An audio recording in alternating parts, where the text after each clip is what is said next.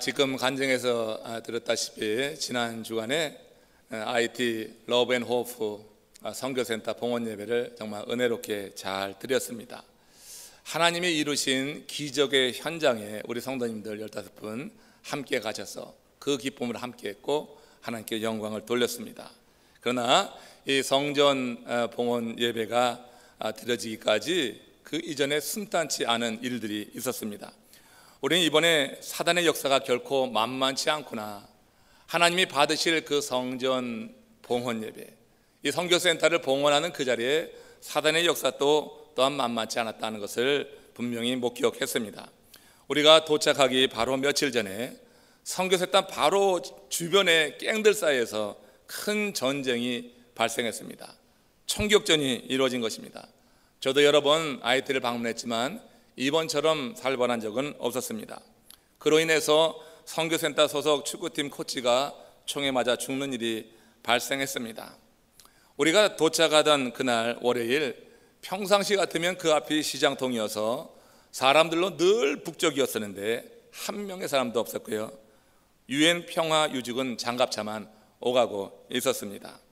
돌아오는 길에는 사실 또 총에 맞아 죽은 사람도 길에서 목격했습니다. 차가 정체돼서 보니까 가까이 가서 보니 한 여자가 엎어져 있었고 그 머리에 총을 맞아서 죽은 모습이었습니다. 아무튼 살벌한 그런 상황이 몇 장면 있었습니다. 그런 와중에 우리 김순돈 선교사님, 이 집회를 마련해놓고 얼마나 속이 탔으면 갱단들이 있는 그 소굴로 들어가서 두목을 만나겠다, 그렇게 하셨던 것입니다. 두목을 만나서 이제 선교센터 봉헌 예배가 있으니 총격전을 멈춰달라, 이런 요청을 하려고 들어갔다고 하는 거예요. 아니, 세상에 지금 눈에 핏발이 서 있어서 사람을 죽고 죽이는데 거기 가서 선교센터 봉헌 예배 드리겠으니 싸움을 멈춰달라고 하는 게 씨나 먹히겠어요? 그렇지만 정말 그 5년 동안 이루어놓은 하나님이 이루신 이 일을 하나님 앞에 예배하는 그 시간, 정말 모든 성도들과 은혜의 예배가 되기 위해서 우리 책임지고 있는 선교사님은 그런 무모한 일을 행하셨던 거예요. 여러분, 저는 그 이야기를 들을 때 이런 무모함이 결국 이런 역사를 이루었구나, 지난 5년간 그런 무모함이 있어서 이렇게 하나님이 이루신 기적의 주인공이 되는구나. 하나님의 특별하신 섭리하신 그 역사가 있었습니다, 물론. 그러나 하나님이 택하여 쓰신 그분의 뚝심이 있었기 때문에 선교센터 완공이라고 하는 이 기적을 맛볼 수 있었다고 하는 거예요. 그분의 그 성품을 하나님이 쓰신 것이다. 저는 그 갱들의 소굴로 들어갔다고 하는 소리를 듣고 기감을 했어요. 나라면 들어갈 수 있을까? 그렇지만 지난 5년 동안 건축 과정에서 그 갱들과 좋은 관계 유지하면서 그들에게 도움도 주고 했기 때문에 이런 아주 위급한 순간에 그런 일까지 할 수 있었다. 정말 그분의 뚝심이 느껴지는 그런 이야기였습니다. 하나님의 특별한 섭리는 그런 뚝심을 통하여서 이루어졌고, 우리 모두가 다 함께 하나님이 이루신 그런 기적의 현장에서 하나님께 크게 영광 돌리며 예배할 수 있었어요. 정말 그런 일이 없었다고 하면 1000명이나 되는 많은 분들이 오셔서 예배할 것으로 여겨서 1000개의 기념품을 준비했지만 한 300명 정도 그렇게 온 것도 얼마나 감사한지, 아무튼 예배당에 가득 차서 그래서 하나님께 예배를 드릴 수가 있었습니다. 여러분, 하나님은 하나님의 일에 의해서 이런 열정과 이런 변함없는 마음과 뚝심을 가진 사람들을 통해서 오늘도 이 시대에도 역사하시는 줄로 믿습니다. 바로 우리 주님이 그랬단 말이에요. 바로 우리 주님께서 지금 우리를 위해서 십자가에 달린 그날을 기념하는 사순절 두 번째 주간을 지나고 있습니다. 주님의 사랑과 그 희생을 깊이 묵상하며 지내리라고 생각합니다. 우리들이 주님의 삶을 깊이 묵상할 때 우리는 세상과 다른 주님만의 어떤 독특함, 주님만의 그런 뚝심, 이런 것을 볼 수 있습니다. 마가복음 14장 60절에서 62절 말씀 함께 읽겠습니다. 대제사장이 가운데 서서 예수에게 물어 이르되 너는 아무 대답도 없느냐? 이 사람들이 너를 치는 증거가 어떠하냐? 하되 침묵하고 아무 대답도 아니하시거늘 대제사장이 다시 물어 이르되 내가 찬송받을 이의 아들 그리스도냐? 예수께서 이르시되 내가 그니라. 여러분, 이 말씀에서 보면은 우리 주님께서는 언제 침묵해야 될지, 언제 말해야지 될지를 분명히 인식하고 있었다고 하는 거예요. 주님은 입을 열어 자기를 변호해야 할 그때는 침묵하셨습니다. 그러나 가만히 있으면 해를 당하지 않을 그런 순간에는 입을 여셔서 자신의 입장을 밝히셨던 거예요. 이게 여러분 주님의 모습입니다. 주님의 그런 삶이었습니다. 주님은 육체의 안일에 따라서 행동하지 않은 거예요. 육체의 안일을 생각했다고 하면은 자기를 치는 자들이 있을 때 자기를 변명해야지 옳은 것입니다. 나를 변명하고 하나하나 밝혀서 진상을 드러내는 것이 옳습니다. 그러나 우리 주님께서는 그렇게 하지 않으셨어요. 그래서 아무 대답도 안 하시다가 대제사장이 다시 물어서 내가 찬송받을 이의 아들 그리스도냐? 이렇게 바꿔 물을 때 우리 예수님께서는 이르셔서 내가 그다 이렇게 말씀하셨습니다.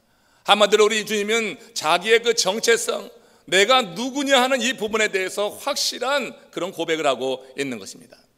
사랑하는 성도 여러분들, 저와 여러분 모두가 다 우리가 크리스천됨에 대해서 자부심을 가지고 내 정체성에 대해서 분명히 고백하는 우리 모두가 되기를 축원합니다. 우리 주님처럼 말해야 될 때 말하고 침묵해야 될 때 침묵하는 그런 결단이 있길 원합니다. 말하지 않고 침묵해야 될 때 말을 해서 일을 그르치고, 또 말해야지 될 때 침묵해서 하나님께 책망 듣는 일이 아니라 우리가 말할 때와 침묵할 때를 구분해서 하나님의 일이 우리를 통하여서 이루어져 나가는 것입니다. 주님께서는 이와 같은 선택을 통하여서 하나님의 역사가 당신을 통하여서 이루어져 나갈 수 있도록, 그래서 하나님의 나라를 건설하는 그 일에 우리 주님의 이 큰 뚝심, 이와 같은 모습이 하나님이 사용하신 모습이라고 하는 거예요. 성도를 가리켜서 헬라어로 하기오스라고 합니다. 거룩한 자, 구별된 자라고 하는 뜻입니다. 이는 성도의 삶이라고 하는 것이 불신자와 구별되는 그 무언가가 있어야 된다고 하는 말로 이해할 수 있는 거예요. 성도들은 하기오스입니다. 우리는 거룩한 자요 구별된 사람입니다. 우리가 구별되지 않고 우리가 거룩하지 않으면 세상과 다름이 없는 사람이 되어서 하나님의 일은 우리를 통하여서 결코 이루어질 수가 없는 것입니다. 우리가 거룩한 하나님의 사람이 될 때 우리를 통하여서 하나님의 일은 이루어지는 거예요. 하나님이 주시는 힘으로 하나님의 일이 이루어져 나간다고 하는 겁니다. 이와 관련해서 에베소서 2장 19절에서 바울이 그런 말을 했던 거예요. 같이 읽어봅니다. 그러므로 이제부터 너희는 외인도 아니요 나그네도 아니요 오직 성도들과 동일한 시민이요 하나님의 권속이라. 바울은 지금 에베소 교인들에게 이제부터 너희들이 세상과 달라야 된다고 하는 거예요. 세상과 구별되어야 되는 시점을 말하고 있는 것입니다. 예수 그리스도를 주로 영접했다고 하면은 이제부터는 세상과 구별되는 다른 가치관을 가지고 다른 그런 생각을 가지고 살아야 된다고 말씀하고 있는 거예요. 이제부터가 있어야 됩니다. 저와 여러분들에게 이제부터가 있습니까? 여러분, 구원파라고 하는 이단 사이비는 우리 많은 사람들을 넘어뜨리려고 할 때 구원받은 날짜, 시간까지 묻는 그런 집요함이 있습니다. 그러면서 그 시간을 대지 못하면은 이단이, 그 다음에는 구원받지 못했다고 하면서 우리를 그 종파로 이끌어들이려고 합니다. 그들의 여러분 그 질문과 그들의 생각이 잘못된 분이 있지만은, 그러나 그들이 말하는 것에서 우리가 여러분 픽업해서 쓸 것이 있습니다. 내가 구원받은 사람이라고 하는 분명한 인식이 있느냐 하는 얘기예요. 여러분, 구원받기 전과 구원받은 이후의 삶이 분명히 나누어지고 있습니까? 구원받기 전의 삶과 내가 예수를 주로 고백하기 이전의 삶과 이후의 삶 간에 여러분 어떤 구분이 되고 있습니까? 이 구분이 있어야 된다고 하는 거예요. 여러분, 성형을 하다 보면 정말 엄청나게 민주주의로 생긴 사람이 정말 엄청나게 또 사회주의화 변화되는 것을 볼 수가 있습니다. 얼굴이 민주주의로 하였던 사람이 그 다음에 아주 사회주의처럼 질서가 잡혀요. 여러분, 이게 이전과 이후가 있는 거예요. 성형을 했는데 이전과 이후가 아무런 변화가 없다고 하면 누가 거기에 비용을 대겠습니까? 누가 그런 고통을 당하겠습니까? 이전과 이후가 아주 분명하게 나타나는 거예요. 성형을 하면 우리가 여러분 예수 그리스도를 믿었다고 하는 것은 영적으로 성형한 것입니다. 눈에 보이는 모습이 아니라 눈에 보이지 않는 그런 모습 속에서 삶의 변화가 있어야 될 줄로 믿습니다. 이전과 이후를 갈라놓는 이제부터라고 하는 이 고백이 있어야 되는 거예요. 이제부터 내 삶에 어떤 변화가 있는가? 바울은 에베소 교우들에게 너희는 이제 외인 아니다, 외인처럼 살지 말라고 하는 거예요. 너희는 이제 나그네 아니다, 그렇게 정처 없이 방황하지 말라고 하는 것입니다. 이제부터 오직 너희는 성도들과 동일한 시민이요 하나님의 권속이라고 하는 거예요. 여러분, 이제부터가 있길 주의 이름으로 축원합니다. 내 삶 속에 고백이 돼야지 됩니다. 이제부터 나의 삶이 바꿔졌다. 어느 한 시점부터 내 삶에 변화가 있었다. 내가 영적으로 성령을 했다. 내가 주님 앞에 가장 예쁜 자로, 아름다운 자로 거듭나게 되었다는 그런 고백이 있기를 원합니다. 그건 세상의 가치가 아닌 천국의 가치를 추구하는 사람들이 되었다고 하는 것입니다. 초대교회 성도들은 이런 거룩한 가치 때문에 세상으로부터 엄청난 핍박을 받았습니다. 그러나 그들은 그 고귀한 가치를 포기하지 않았고 끝까지 고수해 내었다고 하는 거예요. 그 고귀한 가치, 우리 마음에 새겨주신 주님의 은혜 안에서 바로 그 고귀한 가치가 우리의 삶을 이끌어 나가는 원동력 되시기를 축원합니다. 여러분, 그때나 지금이나 사단 마귀는 우리들이 세상 사람들이 사는 삶의 방식을 그대로 고수하며 살라고 우리를 유혹합니다. 우리가 세상 사람들이 사는 그런 삶의 가치대로 살아가면 사단 마귀는 전혀 우리에게 터치하지 않습니다. 오히려 사탕을 줍니다. 먹을 걸 주기도 합니다. 여러분, 그러면 그대로 살아가면 더 이상의 고난이 없을 거라고 말하면서 회유하고 강요하기도 하는데, 실제로 우리들이 세상 방식대로 받아들여서 살면 어떻게 될까요? 어려운 결정했다고 사단 마귀가 칭찬합니까? 세상에 속했던 사람들이 어려운 결정했다고 우리를 더 높여줍니까? 그렇지 않습니다. 세상 사람들은 더 우리를 무시할 것입니다. 여러분, 더 무시하는 거예요. 우리의 가치를 버리고 세상의 방식대로 살아가면 사람들은 더 무시합니다. 우리를 유혹하고 꼬실 때 우리와 같이 놀자, 우리와 함께 하자 하면서 여러 가지 가모니설로 우리를 유혹하지만 거기에 넘어가면 우리를 완전히 무시하는 것입니다. 한때 기독교가 왕성했던 서유럽 국가들을 보면 답이 나오는 거예요. 이들 국가들을 둘러본 사람들은 두 가지 대조적인 사실을 보고 크게 놀란다고 하지 않습니까? 유럽 각국에 세워진 엄청난 규모의 그 고딩 양식, 성당을 보면 입이 딱 떨어버리는 거죠. 얼마나 큰지 그걸 보고 놀라는 것입니다. 또 하나는 그곳에 극소수의 노인들만 모여서 예배하는 장면을 보고 또한 놀란다고 하는 거예요. 유럽 교회가 다 죽어가고 있는 것입니다. 그 엄청난 규모의 교회가 텅텅 비었고 그 앞자리에 몇 명, 그것도 노인들만 앉아서 예배하는 장면을 보고 많은 사람들이 놀랍니다. 그리고 회의적으로 말합니다. 교회 지어봤자, 성당 지어봤자, 크고 화려하게 지어봤자 텅 비면 아무것도 아니네. 여러분, 그런 말을 하면서 사실 어떤 성전 건축이나 무언가 하나님의 일을 이루려고 할 때 비판하는 경우가 있습니다. 그러나 여러분, 성전이 빈 것을 가지고 뭐라 하지 말고 성전을 채워야 될 사람들의 마음의 성전이 비어진 것을 가지고 우린 논할 수 있기를 원합니다. 성전 자체가 문제가 아니라 그 성전을 채우는 사람들의 마음이 문제라고 하는 것입니다.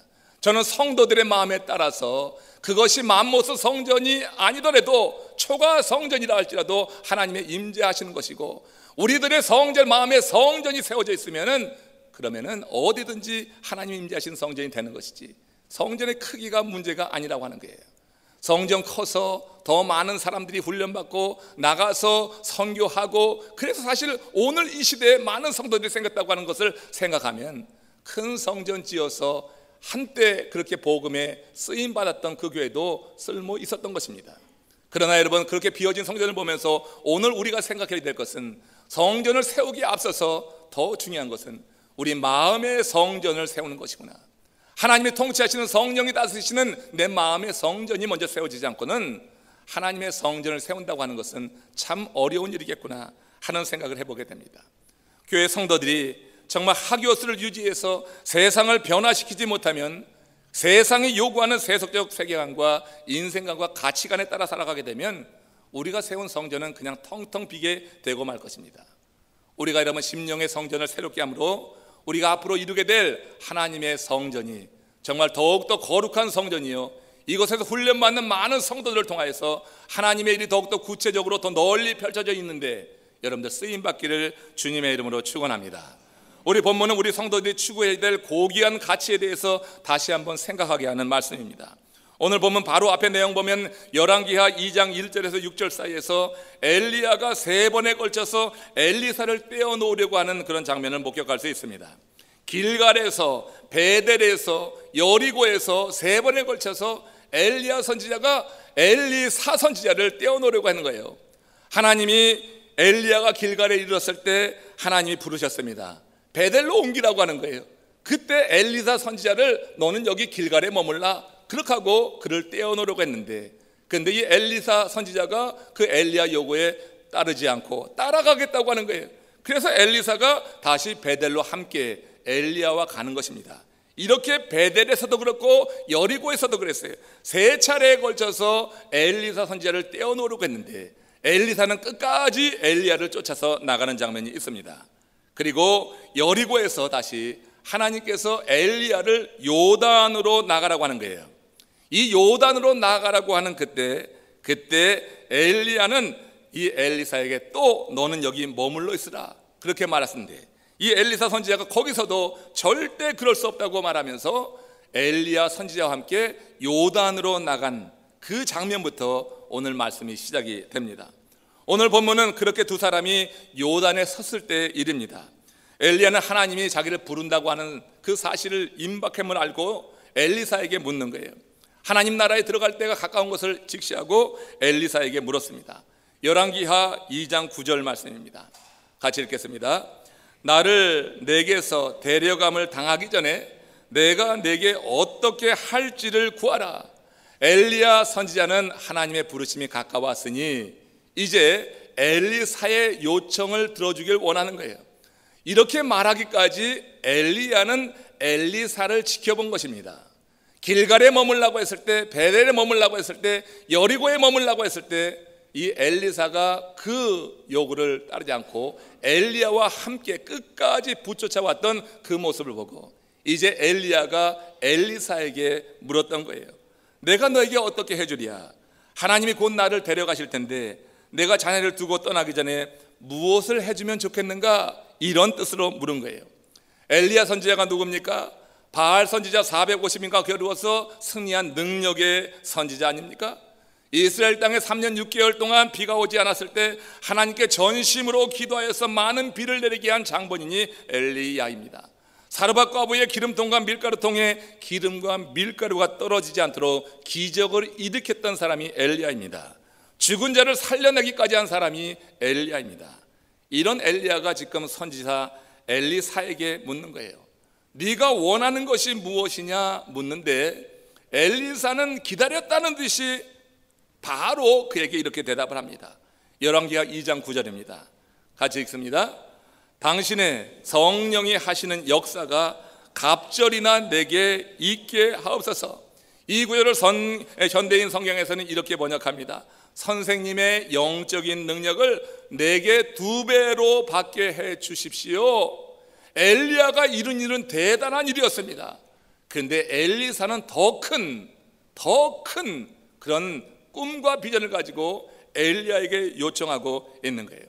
여러분, 이걸 보면 지금 엘리사는 인생의 최고 가치가 무엇인지 분명히 알고 있는 사람이라고 하는 것을 우리가 생각하게 됩니다. 그는 하나님의 은혜 그리고 그로 인한 능력을 소유하는 것이 선지자로 살아가야지 되는 자기 자신의 입장에서 추구할 수 있는 인생 최고의 가치라고 하는 사실을 깨닫고 있는 거예요. 이제 엘리야 선생님이 떠납니다.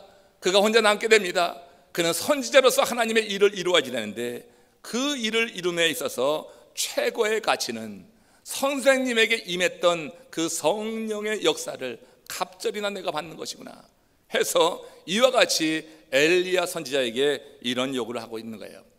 하나님의 사람들이 하나님의 일을 할 때 위로부터 공급받는 힘으로 감당할 때 하나님의 일은 좀 더 힘있게 더 널리 펼쳐지는 것을 우리는 여러 번 경험할 수 있습니다. 오늘 이 시대에도 하나님의 일을 위해서 꿈꾸는 사람들에게 하나님이 은혜를 더하여 주시고 능력을 주셔서 힘있게 일하실 줄로 믿습니다. 지난번 여러분 니코라가 선교를 갔을 때 그때 여러분 들으셨습니까? 저는 여러분 그런 기도 해보질 않았었는데 산악지역에 가서 집회를 할 때입니다. 물론 선교센터에서 집회할 때도 작은 그런 역사들이 있어서 기도 중에 여러 사람들이 넘어지는 일이 있더라고요. 저는 의도하고 한 것은 아닌데 넘어지더라고요. 손을 대니까 밀어지지도 않았는데 그냥 자빠지더라고요. 그런 일도 좀 경험했어요. 그래서 산악지역 갔는데 거기서 통역을 하는데 통역이 잘 안 되는 거예요. 그러니까 준비해간 걸 하나도 하지 못해서 그냥 안 되겠다 싶어서 이거 그렇다고 집회를 망칠 수도 없어서 순간적으로 떠오른 게 치유 집회 해야지 되겠다 하고서는 그저 이제 말씀을 바꿔서 아픈 사람 나오라고 했더니 한 20여 명 정도 나온 것 같아요. 그래서 함께 기도하고 그런 다음에 가서 한 명씩 손을 얹는데 그냥 다 넘어지더라고요. 그거 참 이상하다. 참 그냥 넘어지더라고요. 저는 사실 넘어지는 거를 그렇게 원치 않았던 사람이에요. 누가 제게 손대면은 저는 안 넘어졌어요. 근데 이번에 그 산악지역 갔는데 아니 지금 설교가 안 되니까 급한인데 뭔가 해야지 되겠는데 하나님께서 마음에 갑자기 그 사람들에 대한 긍휼히 여기는 마음을 주는 거예요. 그 늦은 시간에 그렇게 나와 있는 사람들, 그 높은 산에서 어렵게 사는 사람들에 대한 긍휼히 여기는 마음이 들면서 그래서 제가 기도해야지 되겠다 해서 아픈 사람 나오라고 했더니 여러 사람 나왔어요. 뒤에서 받쳐주는 사람들은 다 봤을 것입니다. 한번 손만 대면 넘어지는 거, 손만 대면 넘어지는 거예요. 하나님의 역사와 하나님의 능력이 그렇게 나타나는 것을 저는 거기서 목격하면서 하나님이 나 같은 사람도 급하면 이렇게 쓰시는구나. 하나님께서 보내주신 그런 선교의 사역 현장에서는 하나님이 오늘도 이렇게 일하시는구나. 저는 그런 기도 안 해봤습니다. 그렇지만 이번에 이 일을 통하여서 하나님이 이루시는 일들, 능력이 나타난다고 하는 것이 이렇게 나타나는구나. 한두 명이 아니고 거의 모든 사람들이 그렇게 이루어지니까 하나님의 역사를 찬양할 수밖에 없었어요. 이번에 IT에 갔을 때 우리 선교팀이 오기 전에 어떤 일이 있었냐면 아틀란타 그 한인교회 부사역자입니다. 영어권 부사역자가 풋볼을 해가지고 몸이 이렇게 큽니다. 태권도가 5단이라고 합니다. 근데 그분이 그 마을을 둘러보고 와서 식사를 하고 무슨 일인지 좀 어지럽다고 하더니 한 잠시 일어나다가 그냥 쓰러지는데 나무 토막처럼 쓰러지는 거예요. 마침 뒤에서 우리 김승돈 선교사님 동생 그 김승진 교수님이 없었다고 하면 그냥 쓰러져서 그 타일 바닥에 머리를 찍고 큰일 날 뻔했습니다. 그 뒤에서 그걸 탁 받아가지고 그 무거우니까 끙끙대고 이제 누였는데 얼굴이 하얗게 변하는 거예요. 하얗게 변하는데 마음이 그냥 생각할 것 별일도 없이 그냥 가서 같이 기도하게 되는 거죠. 우리 김 목사님도 기도하고 함께 있었던 그 팀들이 다 같이 손을 얹고 기도했어요. 제가 머리에 안수를 했습니다. 기도했습니다. 잠시 기도했습니다. 주의 이름으로 기도했습니다. 주의 역사가 임하길 기도했습니다. 하얗게 변했던 그 얼굴이 기도를 마치고 나니까 핏기가 돌아오면서 다시 회복되는 그런 일이 있었어요. 그분은 간증합니다. 하나님이 이루셨다고. 그 어렵고 위험한 상황 속에서 이런 하나님의 증거들이 오늘 이 시대에도 있는 것입니다. 하나님의 일을 할 때 하나님이 우리에게 주시는 은혜와 그 은혜로 말미암은 능력이 사역의 현장 가운데서 나타난 것을 보게 될 때 하나님은 우리를 통하여서 당신의 나라를 확장해 나가는 거란 말이에요. 엘리사 선지자가 지금 무엇하고 있습니까? 엘리사 선지자는 바로 하나님의 그 은혜를 구하는 거예요.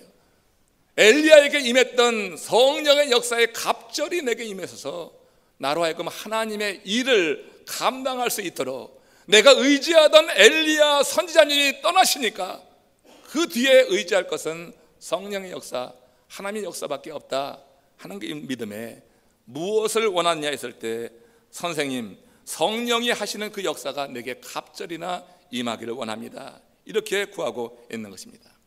여러분 무엇이든지 넘치면 좋지 않다고 해서 과유불급이라고 하는 말이 있습니다. 때에 맞게 비가 오면 농사가 잘 되어 풍성해지지만 넘치면 홍수가 나서 큰 손해를 보게 되는 것입니다. 바람이 적당히 불면 시원하고 좋아서 잠도 잘 오지만 지나치게 불면 태풍이 불면서 잠을 다 깨게 됩니다. 음식을 적당히 먹으면 몸에 좋지만 과식하게 되면 몸을 해치게 되는 것입니다. 근데 성경은 하나님이 우리에게 넘치게 주기 원하시는 것이 하나 있다고 분명히 밝히고 있습니다. 하나님은 우리에게 넘치게 주기를 원하는 거예요. 세상 것은 넘치면 좋지 않다 해서 과유불급이라고 한 게 있는데 하나님이 믿음의 사람들에게 넘치게 주기를 원하는 것 오늘 이 시대에도 있다고 하는 거예요. 뭐겠어요 그게? 하나님이 우리에게 넘치게 주기 원하시는 것. 고린도후서 9장 8절에서 보겠습니다. 고린도후서 9장 8절 같이 읽습니다. 하나님이 능히 모든 은혜를 너희에게 넘치게 하시나니 이는 모든 착한 일을 넘치게 하게 하려 하심이라. 하나님은 우리 백성들이 모든 착한 일을 넘치게 하기 원하는 거예요. 힘에 겹도록 넘치게 하기 원하는 것이 하나님의 뜻이에요. 착한 일 하시기를 주의 이름으로 축원합니다. 착한 일이 무엇입니까? 여러분, 운전하다 가다가 사거리에서 동전 달라고 하는 홈리스 피플에게 25전 그 동전 하나 준다고 이게 착한 일입니까? 하나님이 지금 말씀하신 착한 일은 그런 종류의 착한 일이 아닙니다. 착한 일은 영혼을 구원하는 일이 착한 일인 줄로 믿습니다. 하나님이 가장 귀하게 여기는 착한 일은 한 영혼을 구원하는 그 일이에요. 한 영혼을 구원하는 일이에요. 교회에 사명이 있다고 하면은 말씀 사역과 기도 사역과 그래서 선교 사역입니다. 저는 제 목회를 이제 정리했습니다. 말씀이 있고 기도가 있고 선교가 있으면 되겠다. 단순합니다. 이것이 목회가 되면 되겠다. 이것이 성도들이 같이 추구하는 그런 사역이 되면 되겠다. 말씀이 먼저 있어야 됩니다. 말씀 없이 선교 나가면 안 됩니다. 기도 없이 선교 나가도 안 됩니다. 교회에서 우리가 훈련의 장을 만드는 것입니다. 교회를 성전을 새롭게 마련하고 이전하고 리모델링하고 성전 짓습니다. 뭐 때문에 그렇게 합니까? 말씀 사역 더욱더 열정적으로 이루어져야 될 줄로 믿습니다. 기도 사역이 더 많이 이루어지는 것입니다. 준비되어서 뭐 합니까? 선교하는 것입니다.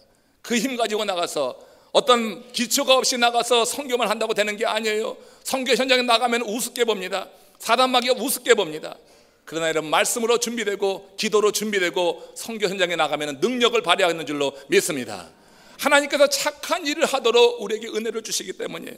우리에게 착한 일을 하도록 말씀을 통하여서 기도를 통하여서 하나님이 우리에게 부어주시기 원하는 것은 모든 은혜를 넘치게 하시는 거예요.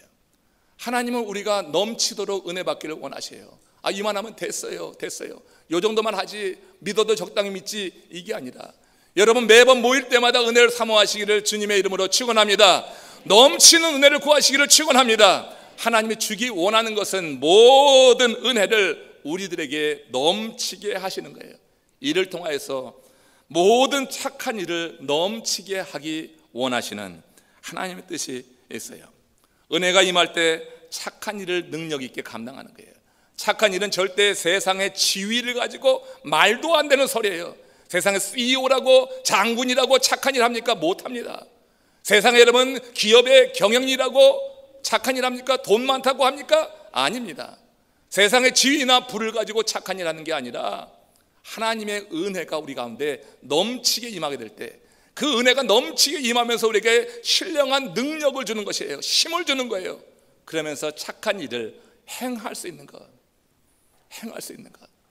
이번에 여러분 IT에 갔을 때 우리 성도들이 그 동네 이름을 압구정이라고 하셨더라고요. 선교센터 옆을 옆구정이라고 하고, 선교센터 뒤를 뒷구정이라고 하고. 그 말이 근데 조금 웃기긴 한데 말을 좀 잘 사용했으면 좋겠어요. 사실 그 마을들이 다 구정물통 같아요. 돼지랑 사람이 같이 살아요. 실제로 그런 곳입니다. 그런 곳에 선교센터가 3층으로 지어졌어요. 선교센터만 보면은 뭐 이렇게 크게 짓고 이렇게 좋게 졌을까 말을 해요. 누구나 다. 그러나 여러분, 마을에 한번 나갔다가 들어와서 선교센터 안에서 이루어지는 사역을 보면 그런 말 아무도 하지 않습니다. 이번에 함께 동참했던 목사님들 다 동일한 그런 반응이었어요. 그 목사님들이 그 앞구정, 옆구정, 뒷구정 다 둘러보고 와서, 그리고 마음에 하나님이 주신 생각을 가지고 IT 선교협의회라고 하는 것을 만들었습니다. IT 선교협의회가 공식적으로 이제 시행됐고, 연합감리교회에서는 이제 우리 교회를 주목해 보는 거고요. 이 IT 선교협의회를 통해서 연합감리교회 사역이 되는 거예요. 연합감리교회 전체 한인연합감리교회 사역이 되고 있는 것을 여러분 아시기 바랍니다. 여러분, 우리 그 화려하고 거대한 그런 선교센터가 보면 그렇지만, 그곳에서 이루어지는 학교 사역과 신학교 사역과 의료 사역과 빵 사역과 고아원 사역과 웨딩 사역과 모든 사역이 그렇게 틀이 있으니까 할 수 있는 것이지, 준비되어 있으니까 할 수 있는 것이지, 그런 게 없으면 어떻게 하겠어요? 그 준비돼서 나가서 하나님의 일을 하는 거예요. 하나님의 교회가 설 때 이런 선교적인 목적을 가지고 서면은 여러분 아멘 하시고 따라오시기를 주의 이름으로 축원합니다.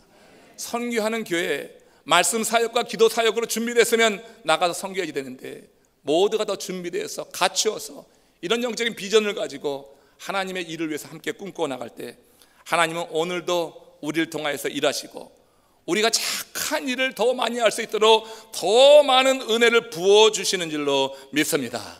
더 많은 은혜를 부어주시면 우리는 그 능력 가지고 하나님 기뻐하시는 착한 일 지금 해나가게 되는 거예요. 엘리사는 엘리야에게 다른 세상의 것 구하지 않았습니다. 길갈에서 베델에서 여리고에서 요단까지 옮겨가면서 엘리사의 마음에는 딱 한 가지였습니다. 내 스승에게 임했던 성령의 역사하는 그 능력이 내게 갑절이나 임하는 것이다. 그것 가지고 자기 자랑하기 위함이 아니었잖아요. 저 사마리아 성의 시몬처럼 그 능력 가지고 돈벌이 하려고 했던 건 아니잖아요. 그는 하나님 앞에서 착한 일을 넘치게 하려고 하는 그 하나의 마음 가지고 갑절의 능력을 구하고 있는 거예요.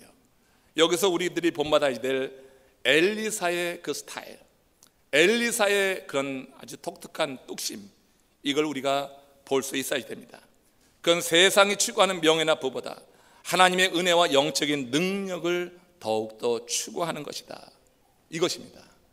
하나님께서 우리 모두에게 이 크신 은혜로 채우시기를 다시 한번 주님의 이름으로 축원합니다. 우리 세계관이 바뀌어지고 내 삶의 가치관이 바뀌어지고 내 삶의 이전과 이후가 분명하게 갈려져서 내 현재의 삶에 대해서 만족한 거예요. 현재 여러분 행복하다고 하는 생각하는 분들 많이 있습니까? 지금 난 불행하다, 난 무엇인데 다 부족하다, 뭐 되는 일도 없고 참 짜증만 난다, 이렇게 하고 여기 앉아 있지 않습니까? 여러분, 우리가 이제부터라고 하는 이 시점이 분명하면은 그렇게 말할 수가 없는 것입니다. 재물이 신앙의 대상이었고 돈을 버는 것이 존재의 이유로 여겼던 사람이 있습니다. 그는 자신의 신앙대로 살았습니다. 그래서 테네시주 내슈빌에서 해운업을 운영하면서 큰 거부가 되었어요. 2007년도 경제 전문 잡지 포브스에서 그를 인류상에 존재했던 그런 부자들 가운데 10위에 올려놓았습니다. 역사상 가장 많은 재산을 쌓은 사람으로 10위에 올렸어요. 그러나 여러분, 그는 그가 숭배했던 그 돈으로 그의 죽음까지 막지는 못했던 거죠. 그에게 임종의 순간이 다가왔을 때입니다. 하나님은 그에게 마지막 기회를 주셨습니다. 그에게 주어진 시간이 얼마 남지 않았을 때 그 집에 한 흑인 하녀가 있었는데 이 흑인 하녀가 성령의 감동이 돼서 주체하지 못하고 그 주인이 죽어가는 그 방 옆에서 찬송을 부르기 시작하는 거예요. 예수님은 누구신가? 우는 자의 위로와 없는 자의 풍성이며 천한 자의 높음과 잡힌 자의 높임되고 죽을 자의 생명이며 죽은 자의 부활되고 우리 기쁨 대신에 이 찬송을 그 흑인 하녀가 그렇게 지금 분위기가 이상한데 그 상황에서 이 찬송을 부르는 거예요. 성령이 부르게 하니 그도 어쩔 수 없어서 불렀던 것입니다. 평생 무신론자로 재물을 숭배하고 살던 그가 하녀의 찬송에 귀가 열리기 시작한 것입니다. 그가 그 임종 순간에 조용히 눈을 감고 가사를 음미했다고 하는 거예요. 그리고 잠시 후에 떨리는 음성으로 이런 고백을 최초로 한 것입니다.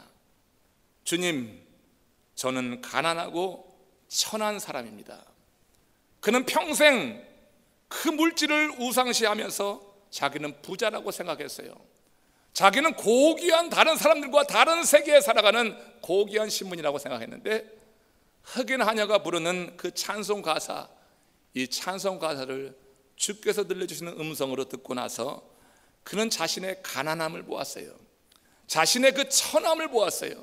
나는 고귀하다, 세상 사람들과 다르다, 내가 살아가는 세계는 다른 세계다 여기며 살았던 그가 그 순간 자신의 가난함, 천함을 보면서 구원에 이르게 되는 것입니다. 하나님의 영에 감동돼 여정이 부른 찬송을 듣고 진정 세상에서 가장 가치 있는 것이 무엇인지를 그는 마지막 순간이나마 깨달은 거예요. 요 사람처럼 혹은 십자가에 달려있었던 강도처럼 그때를 기억하고 지금은 마음대로 살아도 되지, 요런 생각하지 않길 바랍니다. 그런 생각하는 사람은 마지막 순간에 입을 열지도 못하고 말도 하지 못하고 그냥 꽤 죽고 마는 거예요. 입을 열어서 고백은 무슨 고백이에요? 하나님이 그 입 막아버렸는데 마지막 순간에 가서 내가 하면 되지, 이 생각 지금 접어들고 지금부터 이 자리에도요 구원의 확신이 없이 앉아있는 성도님들 제가 보면 압니다. 여러분, 구원의 확신이 없이 이제부터가 없이 앉아있는 분이라고 하면 오늘 이 말씀을 들으시면서 이제부터 바뀌시길 바랍니다.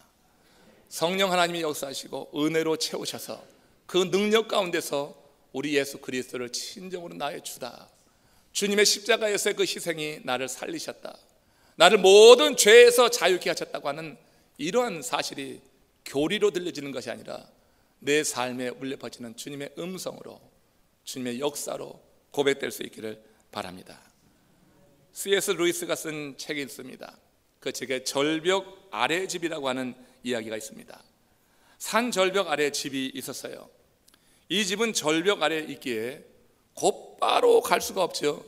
절벽 저 아래에 있으니까 절벽에서 뛰어내리면은 곧바로 가긴 하지만 살아서 가지 못하고 죽어서 가게 될 거예요. 그 절벽 아래 집이 있어요.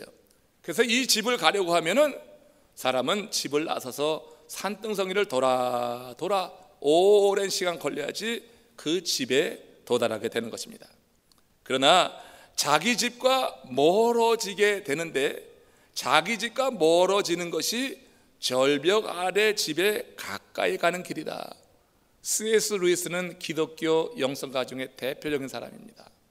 그가 이 이야기를 그냥 이야기로만 쓴 게 아니죠. 제가 이 이야기를 읽으면서 느낀 게 있었어요.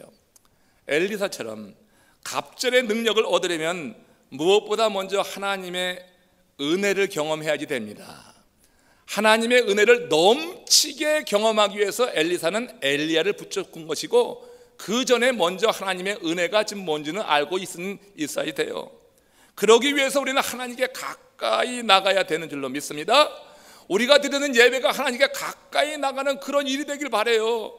여러분, 지금 사순절에 새벽 예배 나오세요. 하나님께 좀 가까이 나가려고 어떤 내 자신의 몸짓임이 있길 바라요. 주간 예배도 한번 나오셔서 예수의 비유를 들으면서 아, 주님이 원하시는 것이 이것이구나 하는 그런 마음을 가지고 한번 참여해 보려고 합시다. 절벽 아래에 있는 집에 가려고 하면은 그 절벽 아래에 있는 집을 하나님의 집이요, 하나님이 함께 하시는 곳이라고 하면은 그 가까이 가기 위해서, 절벽 아래에 있는 집에 가까이 가기 위해서 빨리 가는 것이 중요한 것이 아니라 바르게 가는 것이 중요한 줄로 믿습니다. 절벽 아래 집에 빨리 가기 위해서는 그냥 뛰어내리면 돼요. 그렇지만 살아서 그 집에 도달하지 못해요. 그 절벽 아래 집에 가는 것은 빨리 가는 것이 중요한 것이 아니라 바르게 가는 거예요. 돌아가는 것 같지만 바르게 가면은 그 집에 도달하게 되는 것입니다.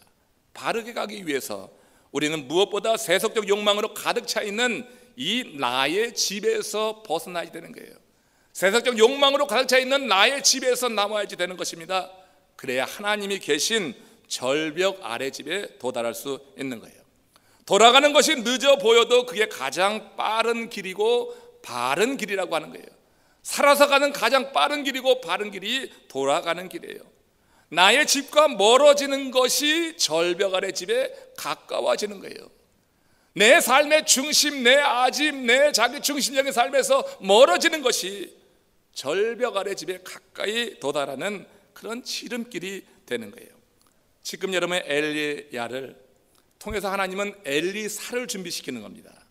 엘리야는 불어갈 때가 다 됐어요. 하나님이 그를 회리바람 속에 불병거 태워서 그냥 불어 올리시는 거예요. 산채로 하늘나라에 들어간 유일한 사람 아니에요? 에녹과 함께. 지금 하나님이 엘리야를 불러가시는 거예요. 엘리야를 불러가시면서 하나님은 지금 엘리사를 준비시키는 거예요. 엘리야가 없는 그 시대에 담당할 사람으로 엘리사를 택하셔서 엘리야 가까이 두셨어요. 엘리야 가까이 두셔서 엘리야를 준비시키는데, 하나님은 엘리야를 통하여서 3번 장소를 옮기게 하시는 거죠. 길갈과 베델과 여리고로 옮기시면서 엘리사의 중심을 지금 보고 있는 거예요. 엘리사의 그 열정을 보려고 하는 거예요. 지금 하나님은 엘리야를 통하여서 엘리사를 돌리고 있는 거예요. 돌아가게 하는 거예요. 끊임없이 반복되는 일 속에서도 엘리사는 끝까지 내가 절대로 선생님 떠날 수 없습니다, 너 여기 머물러 있어라 할 때마다 엘리사는 끝까지 엘리야를 쫓아나가서 마침내 엘리야로 하여금 하나님이 엘리야의 입속에 담겨주신 그 말을 하게 하는 거예요. 내가 무엇 원하느냐? 선생님에게 임했던 성령이 갑절이나 내게 임하는 것을 원합니다. 엘리사의 그 고백을 듣고 하나님은 엘리야를 불러 올리시는 거예요. 이제 됐다고 하는 거예요. 엘리사를 남겨서 하나님이 일을 이루실 수 있는 것입니다. 엘리야가 떠나도 갑절이나 그 영감을 구하는 엘리사를 통하여서 하나님의 일은 이루어져 나가는 거예요. 하나님의 일은 그렇게 하는 것인 줄로 믿습니다. 하나님의 일은 바르게 하는 거예요. 하나님의 일은 성령의 능력으로 그 은혜로 감당하는 일이 돼야 된다고 하는 것입니다. 오늘 이 시간 참여한 여러분들, 오늘 이 말씀 속에서 무슨 주님의 음성을 듣습니까? 성령이 하시는 그 역사, 우리가 주의 일에 쓰임받기 위해서, 우리 교회가 하나님이 기뻐하시는 일을 감당하기 위해서 성령이 역사하시는 그런 한 개인이요 교회 되기를 주님의 이름으로 축원합니다. 엘리야에게 임했던 그 영감이 우리들의 갑절이나 임해서 이제보다 더 나은 미래를 꿈꾸고 하나님이 기뻐하시는 그 소원, 착한 일을 감당할 수 있는 교회 되어서 하나님이 끝까지 복을 주시고 여러분들의 삶에는 한없는 은혜와 또 이 땅의 기름진 복으로 채우셔서 그 일을 감당할 수 있도록 도우시는 이런 놀라운 아름다운 삶이 우리 모두에게 누려지시기를 주의 이름으로 축원합니다.